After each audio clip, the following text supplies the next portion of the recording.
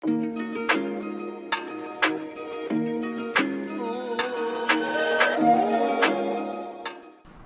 আলাইকুম শিক্ষার্থীরা, তোমাদের জীবন ও জীবিকা ৯৮ নম্বর পৃষ্ঠায় একটি দলগত কাজ রয়েছে। এই কাজটি আমাদেরকে সমাধান করতে হবে। আর্থিক অন্তর্ভুক্তিমূলক নানা ধরনের সেবার সাথে আমাদের পরিচয় হলো। এবারে আমরা কয়েকটি দৃশ্যপট পড়ে তাদের জন্য কোন ধরনের সেবা বা সুযোগ প্রযোজ্য তা দলগত আলোচনার মাধ্যমে সিদ্ধান্ত নেব। তো শিক্ষার্থীরা, এটি হচ্ছে একটি দলগত কাজ। এটি আমাদেরকে দলীয়ভাবে কাজটি সম্পন্ন করতে হবে। দেখো, পরবর্তী পৃষ্ঠায় যদি আমরা যাই, আমরা এখানে বেশ কয়েকটি দৃশ্যপট দেখতে পাবো, যেমন দৃশ্যপট ১, দৃশ্যপট ২, দৃশ্যপট ৩, দৃশ্যপট ৪ এবং দৃশ্যপট ৫। এখানে প্রতিটি দৃশ্যপটে ছোট ছোট গল্প দেওয়া রয়েছে। সেই গল্পের ভিত্তিতে কিছু প্রশ্নও রয়েছে। এই প্রশ্নগুলোর সমাধান আমাদেরকে করতে হবে। তো চলো দেখে নিচ্ছি যে কিভাবে আমরা এই কাজটি করতে পারি। শিক্ষার্থীরা, আমাদের প্রথম দৃশ্যপটে যেটি বলা রয়েছে সেটি হচ্ছে আবু মিয়া একটি বেসরকারি অফিসে দারোয়ানের চাকরি করেন। স্ত্রী ও একটি মেয়ে নিয়ে ছোট সংসার তার। মেয়ের বয়স ৩ বছর। অফিসের পাশেই একটি রুম ভাড়া নিয়ে তারা বাস করেন। বেতনের টাকা দিয়ে কোনো মতে সংসার চলে যায়। খুব হিসাব করে মাসে ৫০০ বা ১,০০০ টাকা সংসারে খরচ থেকে বাঁচাতেও পারেন। আর কিছুদিন পরে মেয়েকে স্কুলে ভর্তি করতে হবে। মেয়েকে নিয়ে তাদের অনেক স্বপ্ন। তো এই যে আমরা দৃশ্যপটটি পড়লাম, এর ভিত্তিতে একটি প্রশ্ন রয়েছে। প্রশ্নটি হচ্ছে, কোন কোন ধরনের আর্থিক অন্তর্ভুক্তির সুযোগ আবু মিয়া গ্রহণ করতে পারে। তো এটি হচ্ছে মূলত একটি প্রশ্ন। তো আবু মিয়ার এই যে পরিস্থিতি, এই পরিস্থিতি বিবেচনা করে মূলত আমরা এই প্রশ্নের উত্তর দেব। তো দেখো, আমি উত্তরে লিখেছি, আবু মিয়া দারিদ্র বিমোচন ঋণ গ্রহণ করতে পারেন। এছাড়াও তিনি তার স্ত্রীর জন্য নারী উদ্যোক্তা ঋণ গ্রহণ করতে পারেন। এতে করে তার স্ত্রীও স্বাবলম্বী হয়ে উঠবেন এবং তাকে সাংসারিক খরচে সহযোগিতা করবেন। তিনি তার মেয়ের জন্যে কোনো বীমা প্রতিষ্ঠানে অ্যাকাউন্ট করতে পারেন। এতে করে তিনি যখন তার মেয়েকে স্কুলে ভর্তি করাবেন, তখন তিনি সেখান থেকে প্রয়োজনীয় খরচ তুলতে পারবেন। তাহলে দেখলে যে প্রথম দৃশ্যপট থেকে যে প্রশ্নটি রয়েছে তার সমাধান আমরা কিভাবে করলাম। এরপরে আমরা দৃশ্যপট ২-এ চলে যাব, যেখানে বলা হয়েছে অনুপ চন্দ্রের বাবা একজন কৃষক। তার ৪ একর জমি আছে। অর্থের অভাবে তিনি পর্যাপ্ত কৃষি শ্রমিক নিয়োগ এবং জমিতে আধুনিক উপায়ে চাষ করতে পারেন না। ফলে ৪ একর জমি থেকে যে পরিমাণ ফসল ফলাতে পারতেন, যা দিয়ে পরিবারের সমৃদ্ধি আনা সম্ভব, তা তিনি করতে পারেন না।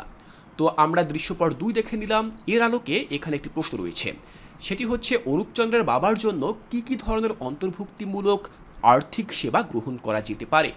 তো চলো এই প্রশ্নের উত্তরটি আমরা লিখি।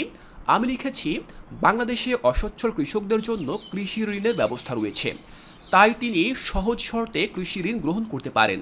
এছাড়াও দারিদ্র বিমোচন ঋণ গ্রহণ করে তিনি তার জমিতে ফসল উৎপাদন করতে পারেন।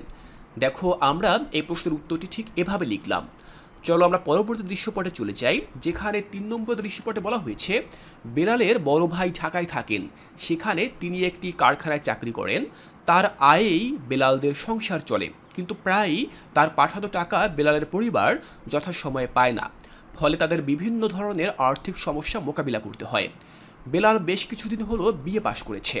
বিএ পাশের পর সে যুব উন্নয়ন অধিদপ্তর থেকে মৎস্য চাষের প্রশিক্ষণও নিয়েছে, কিন্তু এখনও কিছু করতে পারছে না। তো এখানে প্রথম প্রশ্ন হচ্ছে, আর্থিক অন্তর্ভুক্তির সুযোগ কাজে লাগিয়ে বেলাল কিভাবে উপকৃত হতে পারে। তো এই প্রশ্নের উত্তরটি আমরা লিখতে পারি ঠিক এভাবে, খেয়াল করো। দেশে শিক্ষিত বেকার যুবকদের কর্মসংস্থান সৃষ্টি ও দরিদ্র বিমোচনের উদ্দেশ্যে ঋণ প্রদানের ব্যবস্থা রয়েছে। বেলাল বঙ্গবন্ধু যুব ঋণ থেকে এই ঋণ গ্রহণ করতে পারে, এই ঋণ সেবা গ্রহণ করতে পারে। এর ফলে বেলাল ঋণ ও প্রাপ্ত প্রশিক্ষণের সমন্বয়ে নিজের দারিদ্রতা দূর করতে পারবে। দেখো, এই একই দৃশ্যপট থেকে আরও একটি প্রশ্ন করা হয়েছে, সেটি হচ্ছে আর্থিক অন্তর্ভুক্তির সুযোগ কাজে লাগিয়ে বেলালের পরিবারের অর্থপ্রাপ্তির সমস্যা কিভাবে দূর করা যায়। তো এই প্রশ্নের উত্তরটি আমরা কিভাবে লিখতে পারি, চলো দেখে নিচ্ছি। দেখো, আমি লিখেছি, মোবাইল ফাইন্যান্সিয়াল সার্ভিসেস বা MFS সেবা কাজে লাগিয়ে বেলালের পরিবারের অর্থপ্রাপ্তির সমস্যা দূর করতে পারে। এই সেবার অধীনে নির্ধারিত একটি চার্জ দিয়ে তার পরিবার তাৎক্ষণিক টাকা লেনদেন করতে পারবে। তাহলে আমরা এই প্রশ্নের উত্তরটিও দেখলাম। এবার আমরা ৪ নম্বর প্রেক্ষাপটটি দেখে নেব। ৪-এ বলা হয়েছিল, প্রদীপ গ্রেগরি একজন ব্যবসায়ী।